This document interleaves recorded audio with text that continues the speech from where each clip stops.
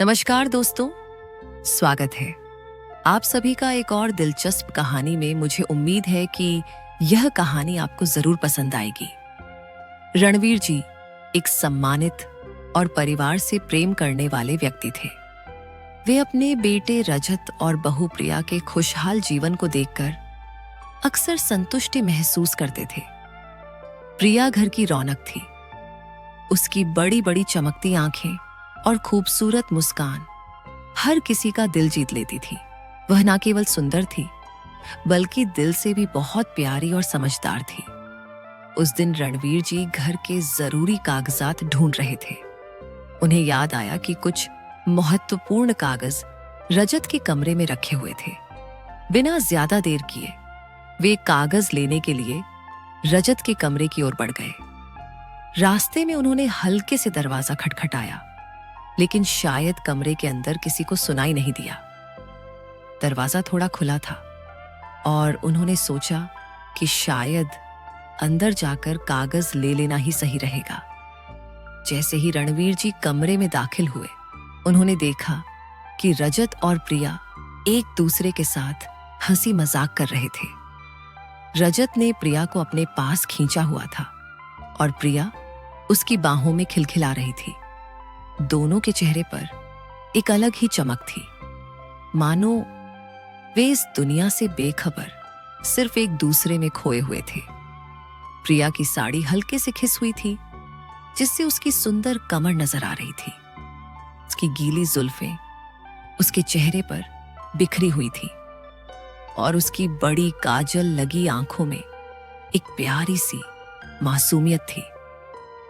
रणवीर जी इस दृश्य को देखकर थोड़ी देर के लिए ठहर गए। उनके चेहरे पर एक हल्की सी मुस्कान आ गई। यह देखकर उन्हें अपने युवावस्था के दिन याद आ गए, जब वे भी अपनी पत्नी के साथ इसी तरह हंसी मजाक किया करते थे। प्रिया ने वर जी को अचानक कमरे में देखकर थोड़ा घबराकर अपनी साड़ी को ठीक किया। उसके गाल शर्म से लाल हो गए।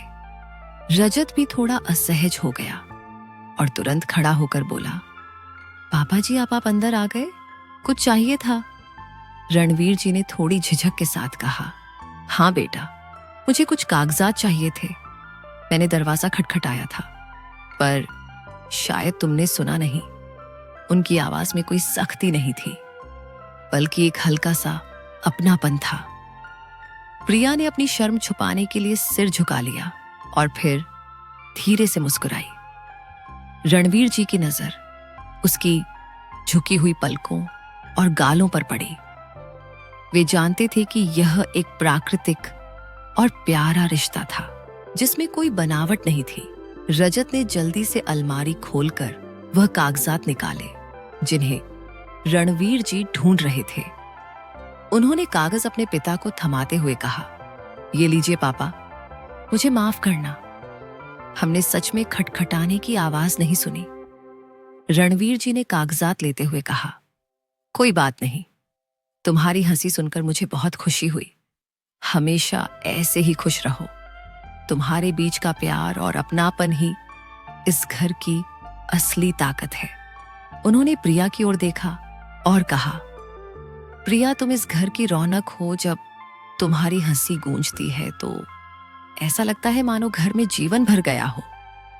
प्रिया ने यह सुनकर अपने ससुर को आदर से देखा और कहा, पापा जी आप हमेशा ऐसे ही हमारा हौसला बढ़ाते रहिए।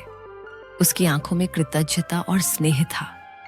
रणवीर जी ने मुस्कुराते हुए कमरे से बाहर कदम रखा। बाहर निकलते ही उन्होंने एक गहरी सांस ली। उनके मन में संतोष था कि उनका परिवार खुशहाल और मजबूत है। वे जानते थे कि सच्चा प्यार और आपसी सम्मान ही रिश्तों को लंबे समय तक बांधे रखता है। कमरे के अंदर प्रिया और रजत एक दूसरे की ओर देखकर मुस्कुरा दिए।